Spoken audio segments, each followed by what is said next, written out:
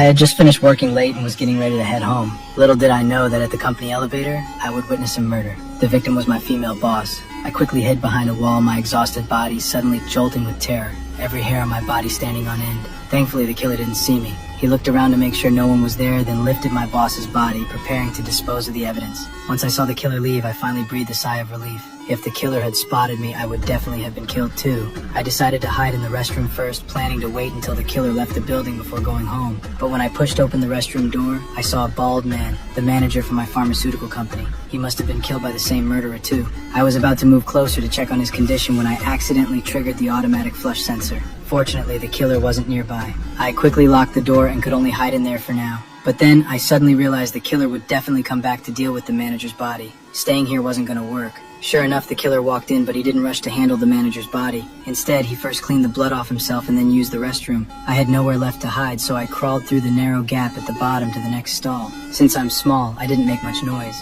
Just as I squeezed through, the killer pushed the door open and took a set of keys from the manager's body. Suddenly, my body shifted and triggered the flush sensor again. Luckily, it was a false alarm because the manager's body also triggered the sensor at the same time. The killer didn't realize there was someone in the next stall. As the killer's footsteps gradually faded away, I was finally able to run out. I went to an office to call the police, but discovered that a colleague named Mike was still there. I quickly told Mike there was a killer in the building and that he absolutely couldn't make any noise. Then I pulled Mike into the elevator.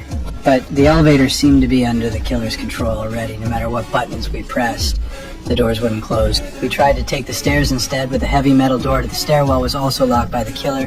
He did this as a precaution. If there were any survivors left in the company, he couldn't let them leave alive. So Mike and I decided to split up. Mike would use the computer to call for help while I looked for other exits. As I was walking, I suddenly saw the killer appear ahead, walking toward me. I was so scared, I ran back to meet up with Mike. Unaware of what was happening, Mike said loudly, "The network has been cut off."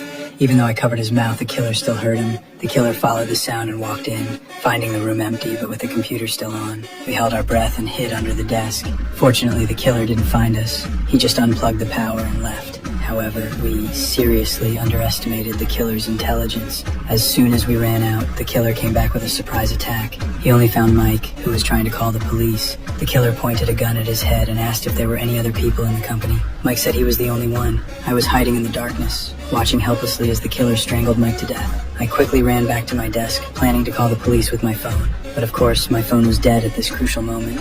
With trembling hands, I plugged in my phone to charge. Just then, I turned around and saw a pair of legs behind me. When I got closer, I discovered it was Mike's body. To save my life, I took Mike's access card and successfully opened the stairwell door. I was so scared I almost screamed out loud. The killer was standing right outside the door, dragging the manager's body to dump it in the stairwell too. My legs went weak as I listened to the killer getting closer and closer. Luckily, the killer received a phone call and ran in the opposite direction. Just as the killer passed by my desk, my phone had charged enough to automatically turn on. My wife happened to call at that exact moment. The ringtone echoed through the quiet office, making the killer realize that someone had been hiding here all along. My phone wasn't locked, so the killer looked through it and learned all my personal information. In the empty office, the killer called out my name. I curled up under the desk, trembling with fear, not daring to make a sound. While the killer was searching for me everywhere, I quickly slipped into an office, lit a piece of paper on fire, and made an extremely risky move.